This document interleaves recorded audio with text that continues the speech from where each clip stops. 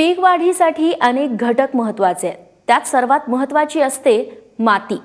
आपल्या मातीतलं नत्र, स्फुरद, पालाश आणि इतर मूलद्रव्यांचं प्रमाण किती आहे यावरती खतांचं व्यवस्थापन चांगलं करता येऊ शकतं। आपल्या मातीची ओळख ज्या शेतकऱ्याला असते त्याचा अर्धा ताण कमी होऊ शकतो असं म्हणतात। हे होण्याचा सोपा मार्ग म्हणजे माती परीक्षण।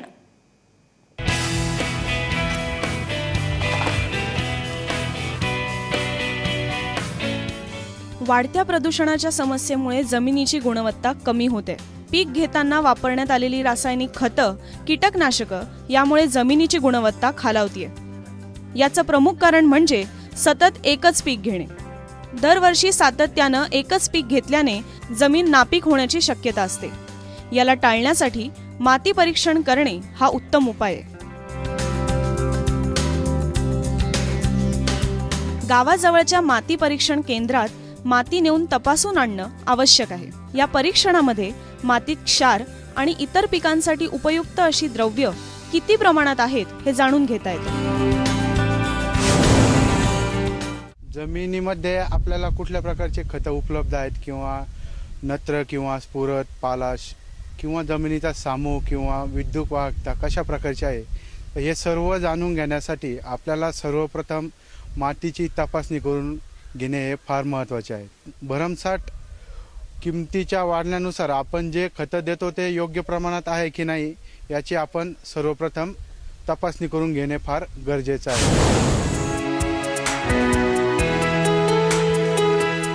माती परीक्षण केल्यानं जमिनीची सुपीकता आणि त्यातील पोषक द्रव्यांचं प्रमाणही कळतं। यामुळे जमिनीची सुपीकता वाढवण्यासाठी कुठली द्रव्य किंवा खतं वापरावी याची देखील माहिती मिळते। त्यानुसार तिथं कोणती पिकं घ्यावी, किती प्रमाणात खतांचा आणि कीटकनाशकांचा वापर करावा याची माहिती मिळते। मातीतील प्रमुख पोषक तत्वांमध्ये nitrogen, phosphorus, potassium, sulphur, calcium, magnesium अशा घटकांचं प्रमाण तपासून त्यानुसार मातीचा दर्जा ठरवला जातो। परीक्षणासाठी माती देताना काही मोजक्या गोष्टींची काळजी घेणं देखील तितकंच गरजेचं आहे। त्याची देखील एक विशिष्ट प्रक्रिया आहे। ती काय आहे ते देखील पाहूया। नमुना घेताना आपण आपल्या जमिनीचा समान दोन भागामध्ये विभागणी करून नागमोडी पद्धतीने पॉइंट सिलेक्ट करून त्या पद्धतीने आपण पॉइंट घ्यावेत। म्हणजे 7-8 पॉइंट जरी घेतले तरी चालतात। तर खड्डा घेताना हा व्ही आकाराचा खड्डा घ्यायचा आहे। खड्ड्यातील संपूर्ण माती बाहेर काढून टाकायची आहे। तर ती संपूर्ण माती एका घमेल्यामध्ये घेऊन त्यानंतर घेतलेल्या पूर्ण मिक्स करून गोल राऊंडचे समसमान 4 भाग करायचे। तर 4 भाग केल्यानंतर समोरासमोरचे 2 भाग घ्यायचे आणि 2 समोरासमोरचे भाग सोडून द्यायचे। अशा पद्धतीने आपण हा सॅम्पल अर्धा किलोचा होईपर्यंत प्रोसिजर करायचे। तर कॅपडी पिशवीत घेतल्यानंतर एक कागदावर आपल्या शेतकऱ्याचं नाव लिहायचं आहे, आपला गट नंबर लिहायचा आहे, सॅम्पल घेतल्याची तारीख लिहायची आणि सध्या कुठलं पीक घ्यायचं आहे याविषयीची संपूर्ण माहिती लिहून जवळील प्रयोगशाळेत आपण हा नमुना माती तपासणीसाठी पाठवायचा आहे। मातीच्या परीक्षणासोबतच शेतातील पाण्याचे आरोग्यही तपासून घेणं गरजेचं आहे। वापरण्यात येणाऱ्या पाण्यामध्ये पिकांसाठी आवश्यक असलेली द्रव्य किती प्रमाणात आहेत हे जाणून घेणं तितकंच आवश्यक आहे।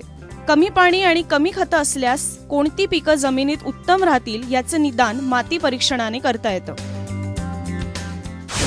पाण्याचा सामू 7च्या दरम्यान असायला पाहिजे। म्हणजे नॉर्मल पाणी जर असेल तर पिकांसाठी फार महत्त्वाचं आहे। पाण्याद्वारे पिकांना सूक्ष्म मूलद्रव्ये व्यवस्थितपणे मिळू शकतात।